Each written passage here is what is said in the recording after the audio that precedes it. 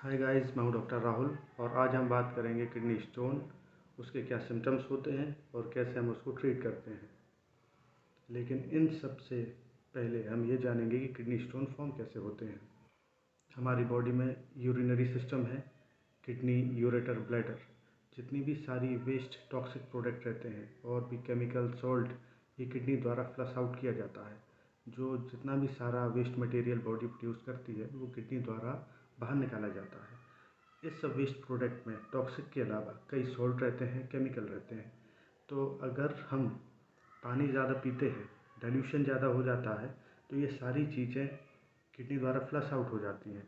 लेकिन अगर हाइड्रेशन की कमी होती है, ये सॉल्ट तो निकलते रहते हैं लेकिन जो डाइल्यूशन है उसकी कमी हो जाती है। इस कारण ये जो सॉल्ट रहते हैं या अदर केमिकल रहते हैं, ये इकट्ठे होना, सेडिमेंट होना चालू हो जाते हैं और इसी को हम स्टोन बोलते हैं। स्टोन भी कई टाइप्स के रहते हैं। उनमें जो मेनली अधिकतर मिलते हैं वो 2 या 3 टाइप्स के रहते हैं, जिसमें से जो मोस्ट पॉपुलर है, पहला है, वो कैल्शियम ऑक्सलेट होता है। इसमें मेन कंपोनेंट कैल्शियम का होता है।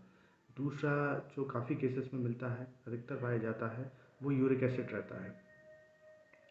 तीसरा जो स्टोन रहता है उसको सिस्टेन बोलते हैं। किडनी स्टोन होने के कई कारण रहते हैं, लेकिन इसमें जो सबसे मेन रहता है, पानी कम पीना।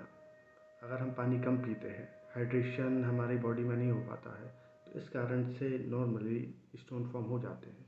जैसे कि मैंने पहले भी बताया था, हाइड्रेशन जब कम होता है, पानी हम कम पीते हैं, तो जितने भी सॉल्ट, केमिकल जो फ्लश आउट होने हैं, वो फ्लश आउट अच्छी तरह से नहीं हो पाते हैं और वहीं पर सेडिमेंट हो जाते हैं। इसके कारण स्टोन फॉर्म हो जाते हैं।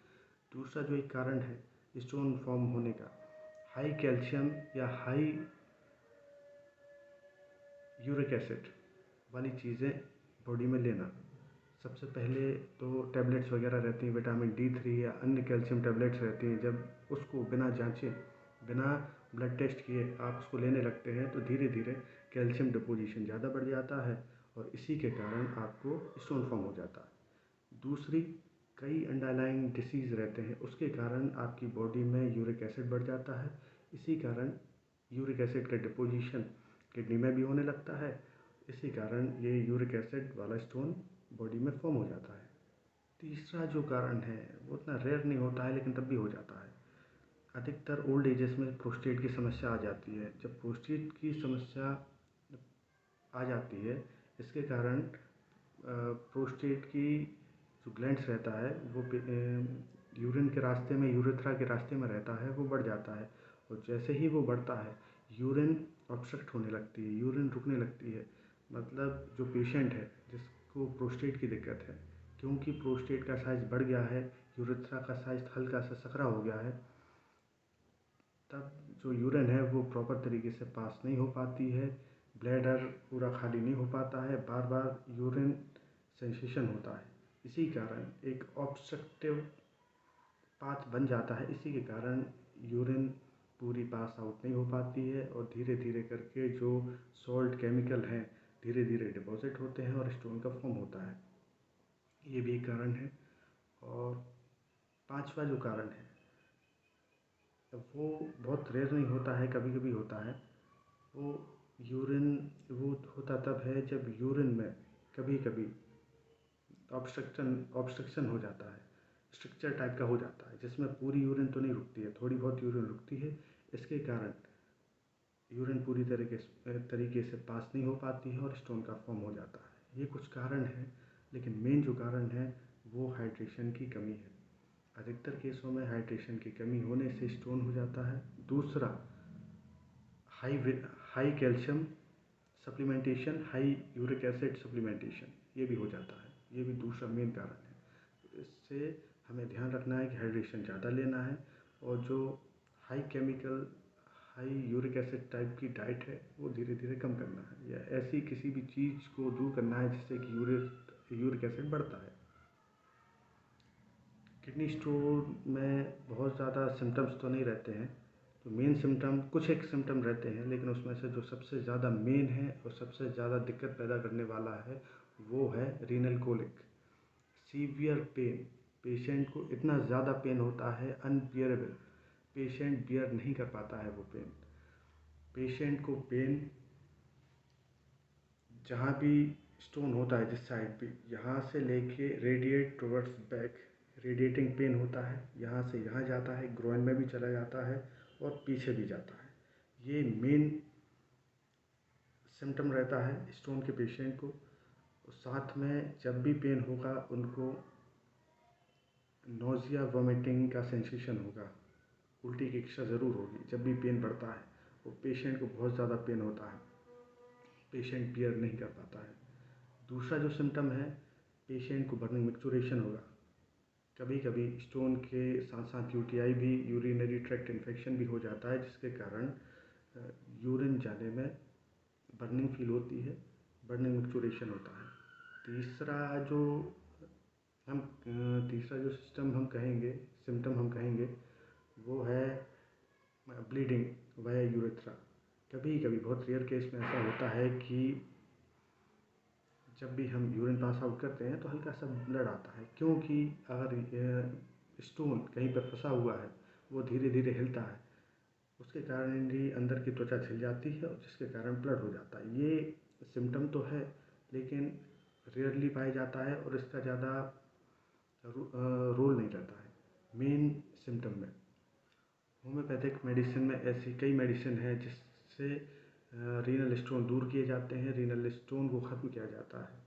पहली मेडिसिन जिसके बारे में मैं बात करने जा रहा हूँ वो रेगवेक कंपनी की एक ड्रॉप है, एक पेटेंट मेडिसिन है जिसमें कि होम्योपैथिक मेडिसिन के कंटेंट मिले मिले होते हैं। वो मेडिसिन है रेगवेक कंपनी की R27। ये बहुत अच्छी मेडिसिन है, इसमें कई कंटेंट मिले होते हैं और जब भी हम इसको 10 to 15 drop with water, lukewarm water, thrice a day और 4 टाइम ए डे देते हैं तो इसमें बहुत अच्छा रिजल्ट मिलता है। जो रीनल स्टोन रहता है वो ख़त्म हो जाता है। इसमें रीनल स्टोन के साइज़ पे डिपेंडेंसी रहती है। जो कम mm का रहेगा, 5 to 6 mm का, वो 1 महीने में चला जाता है, और जो अबव 5 mm और 6 mm के रहते हैं उसमें हमें लंबे समय तक दवा देनी पड़ती है। दूसरी जो मेडिसिन है इसके बारे में अधिकतर सभी जानते हैं। जो नॉन होम्योपैथिक है, जो नॉन मेडिको है, वो भी इस बारे में जानेगा कि होम्योपैथी में रीनल स्टोन के लिए कौन सी दवा दी जाती है। इसके बारे में बात करने वाला हूँ। ये है berberis vulgaris Q, mother tincture berberis vulgaris. ये बहुत अच्छी दवा है। ये स्टोन को ख़त्म करने में बहुत उपयोगी है। जब भी हम इसको देते हैं तो रीनल स्टोन ख़त्म हो जाते हैं या घुल के यूरिन के थ्रू निकल जाते हैं।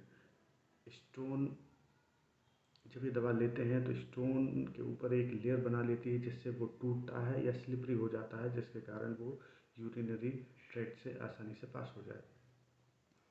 इसको हम हाफ ग्लास ऑफ वाटर में 10 to 15 ड्रॉप 3 से 4 बार या 5 बार भी दे सकते हैं, ऐसे देते हैं। और ये अधिकतर हम सिंगल भी देते हैं या जो पेटेंट मेडिसिन है उनके साथ में चलाते हैं। 15 से 1 महीने तक इसका टाइम रहता है, हम मिनिमम देते हैं। और जो अगर बड़े स्टोन रहते हैं तो हम इसको ज़्यादा लंबे समय तक भी दे सकते हैं, 2 से 3 महीना। और जो 10 mm से कम की पथरी रहती है, 10 या 12, वो पथरी बहुत आसानी से इससे ख़त्म हो जाती है, घुल के पास आउट हो जाती है।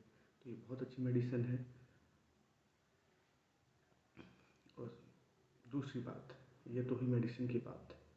मैं हमेशा से बोलता आया हूँ, medicine is not the only way to remove the disease, no, precaution is must. तो जब भी हम प्रिकॉशन लेते हैं तो हमें मेडिसिन की ज़रूरत भी नहीं पड़ती, या हम मेडिसिन लेते हैं और साथ में प्रिकॉशन लेते हैं तो रिज़ल्ट बहुत बेहतर होते हैं। सबसे पहला जो बात है वो है प्रॉपर मेंटेनेंस ऑफ हाइड्रेशन। पानी ज़्यादा पिएंगे कभी स्टोन नहीं होगा। दूसरी बात, जो हाई कैल्शियम डाइट रहती है वो अवॉइड करना है फॉर लॉन्ग टर्म। ऐसा आप करेंगे तो बहुत जल्दी आपको अच्छे रिजल्ट मिलेंगे। With proper preparation and medicine बहुत अच्छे फ़ायदे मिलेंगे आपको। ऐसे मैं वैल्यूएबल इंफॉर्मेशन आपको देता रहता हूँ। अगर आपको ये इन्फॉर्मेशन आगे भी चाहिए तो हमें कमेंट में लिख सकते हैं, और आगे जो भी मेरे वीडियोस आएंगे उसका नोटिफिकेशन के लिए आपको चैनल को सब्सक्राइब करना पड़ेगा, लाइक करना पड़ेगा। So please subscribe my channel and like also. Thank you.